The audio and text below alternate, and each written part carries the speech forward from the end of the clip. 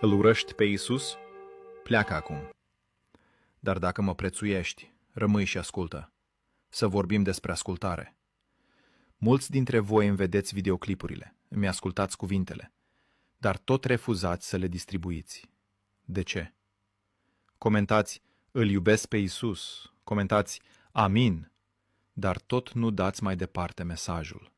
De ce? Căci Biblia spune, ascultarea este mai bună decât jertfa. Distribuie acum acest videoclip pentru ca și alții să poată fi salvați. Căci îți spun, dacă te rușinezi de mine, și eu mă voi rușina de tine. Nu te limita doar la a scrie, ci ajută la răspândirea adevărului pentru a-i readuce pe oameni la mine și a le aminti că sfârșitul este aproape. Ajută la răspândirea adevărului, copilul meu.